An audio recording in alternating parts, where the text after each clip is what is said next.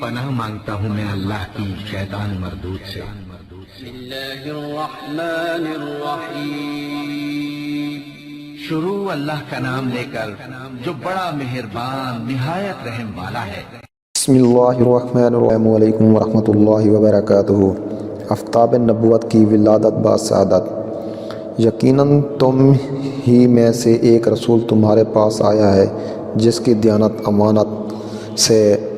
تم خوب واقف ہو۔ تم کو جو تکلیف و سختی پہنچتی ہے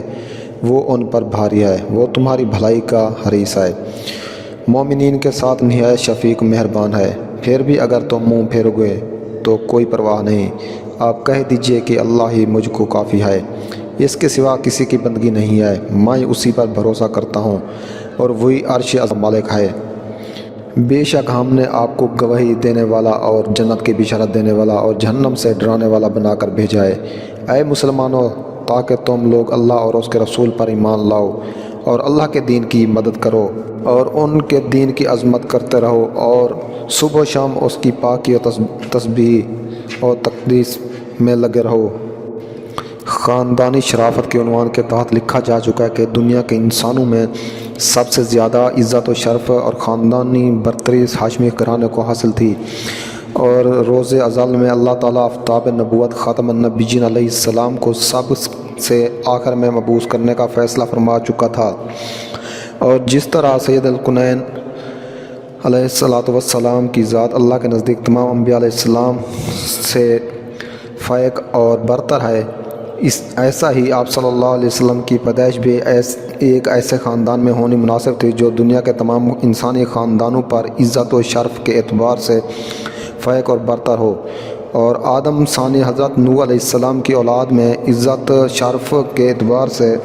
سب سے زیادہ برتری اور فضیلت حضرت ابراہیم علیہ السلام کو حاصل تھی،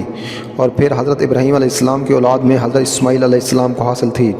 اور حضرت اسماعیل علیہ السلام کی اولاد میں قریش کو حاصل تھی، پھر قریش میں ہاشمی خاندان کو حاصل تھی، لہذا پورا عالم انسانی میں سب سے زیادہ عزت و شرف اور برتری ہاشمی خاندان کو حاصل ہے۔ اس لیے آفتاب نبوت خاتم النبیین علیہ السلام کی ولادت بسعادت کا شرف خاندان کو حاصل ہوا۔ چنانچہ آقا نامدار سید کونین علیہ السلام کی ولادت بسعادت مکہ مکرمہ میں شیب بنی ہاشم میں 570 سنہ 10 ربیع الاول یا 8 ربیع الاول یا 2 ربیع الاول عام الفیصل یوم دوشیزہ پیر کی صبح کو ہاشمی خاندان کے باعزت شخص حضرت خواجہ عبداللہ کے گھر میں ہوئی، اور جس سال نبی کریم صلی اللہ علیہ وسلم کی ولادت ہوئی وہ دنیا کے مشہور ترین عادل بادشاہ نوشیرواں کی تخت نشینی کا 40واں سال تھا۔ تو یہ تھی آج کی ویڈیو۔ اگر ویڈیو اچھی لگے تو ہماری حوصلہ افزائی کے لیے ہمارے چینل کو ضرور سبسکرائب کر دیں۔ ملتے ہیں نیکسٹ ویڈیوز میں، تب تک کے لیے اجازت، اللہ حافظ۔